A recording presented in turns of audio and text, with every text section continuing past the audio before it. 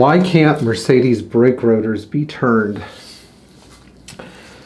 I decided that it would be nice to do a simple technical topic today because I haven't done one in a while.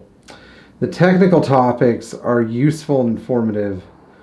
They don't get as many views, but I don't really care about that. But I was thinking today about a topic that's actually useful and one that people have a lot of questions about. And so the topic of whether or not you can machine or turn a brake rotor on a Mercedes and many other cars has been a good topic that I've discussed with a lot of people over the years. And I think it's a good idea to revisit this topic and look at Mercedes rotors, why some brands of rotors aren't very good, and what you have to do when your rotor reaches, how to know when your rotor reaches its minimum thickness. So let's start here. This is a brake rotor from an old car. It would be used on like a 230 SL or a 220 SB or 220 SE or a Fin car with front disc brakes. And these are still readily available from Mercedes and from Zimmermann, from some other companies, I think, that bring them in and out of production. But they are a fairly easy rotor to get your hands on. Now, a rotor like this is actually kind of an interesting use case, because if you look at it, it's an older rotor, so we know that the build quality is going to be quite high. We also notice it doesn't have a lip, but it does have some rust pitting. So the implications of using a rotor like this is, yes, it will provide useful stopping of the car. It's probably not warped, but because it has pitting and because it's got sort of like a film on it, it's highly likely that it will squeal when you try to put it into regular use again. And so squealing rotors are a common issue in Mercedes. It was really a brake pad problem, but Mercedes also said that if your rotors are glazed or pitted, it can contribute to the squealing, which makes perfect sense because those little pits in the rotor can almost become like vibration spots that will help elicit the squealing sound. So let's look at some basic rules of Mercedes rotors. A brake rotor is the part of the braking system that your brake pads contact. It bolts onto the wheel hub and provides a friction surface for the pads to act against so that you can actually stop the car. If not, then the brake pads wouldn't be grabbing anything that was rotating with the wheel. They'd just sort of be grabbing nothing. So the brake rotors on a lot of older Mercedes, when they start to wear, you'll notice that there's a lip that will start to form, and you can see in the circumference of the rotor there's an area where the brake pads don't touch. Now, Scotty Kilmer in one of his videos had said, "Oh, this is so stupid. Why doesn't Mercedes use up the entire surface contact space of the rotor so that they have better braking power and not have this lip?" Well, for those of you who are wondering why this lip exists, it's as a wear indicator. So if you're looking at a brake rotor and wondering if it's worn or not, if it develops a 1 millimeter or deeper ridge on this side, it's going to be a great indicator that, sorry, I'm a little tired today. It's going to be a great indicator that that rotor is worn out and needs to be replaced.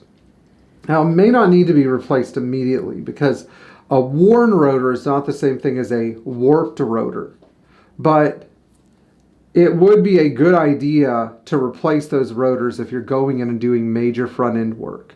If you're replacing a set of brake pads, maybe you'll get one more set of pads out of them. Also, if the rotors are rusty, and you can tell their corrosion level sort of by looking at this area. If you have a lot of corrosion on a brake rotor, and that corrosion is so bad that, from the car sitting, it's actually started to eat into the surface of the rotor, maybe then it's also a good idea to consider replacing them, because those rotors are at a far greater chance of getting warped. Now let's talk about rotor warpage and why rotors warp. The number one reason that brake rotors warp is because either they're made badly or because the break-in period for the rotors was not observed properly. When I say that they're made badly, I mean that these aftermarket brands of rotors that you get, whether they're in a Beck Arnley box or a Mailey box or a Febby box or something, they're probably all coming from the same factory in China.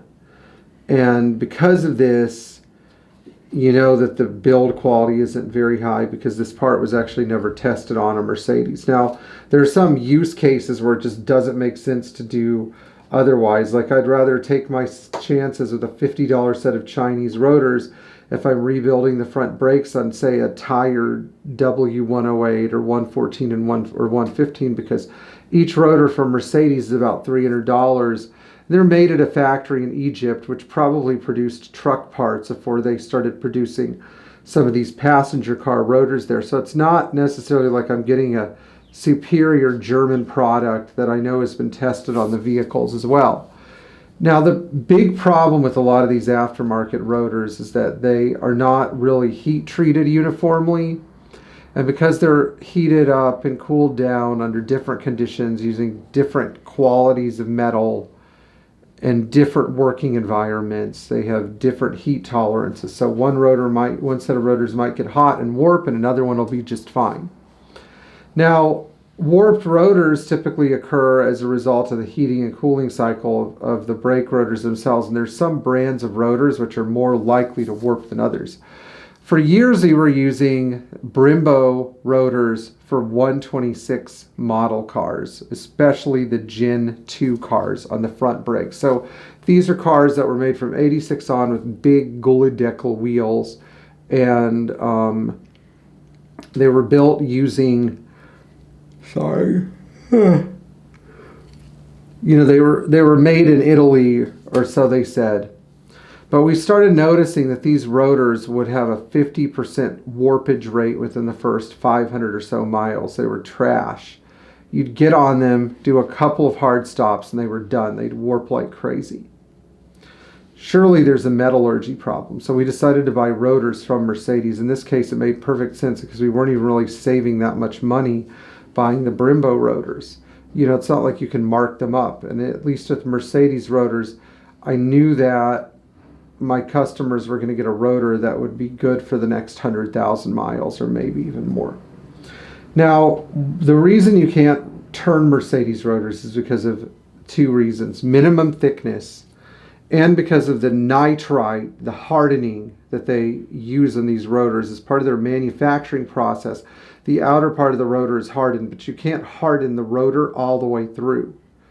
You can use nitriding, which is a metallurgic process that basically heats up the surface and applies a harder metal shell, or by tempering the entire rotor, again, a heat treating process that makes the outside extremely hard. They do this with tools, for example.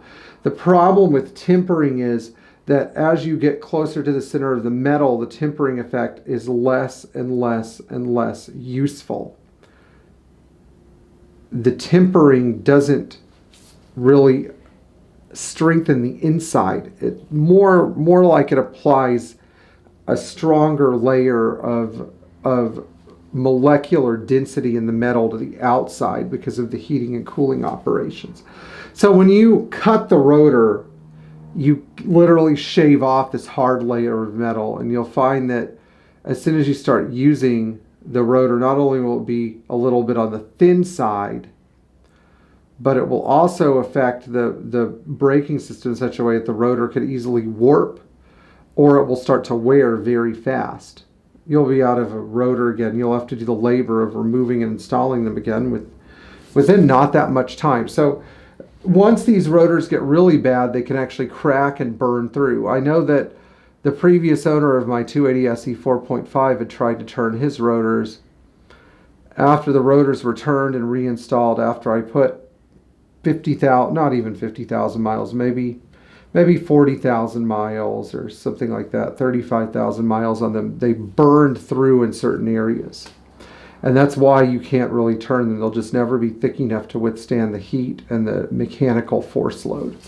Okay, well, I hope you found this video useful. Buy new rotors. Buy German-made rotors. Buy Mercedes rotors. Don't turn your rotors. That's basically the gist of this video. Please like, share, and subscribe for more great Mercedes.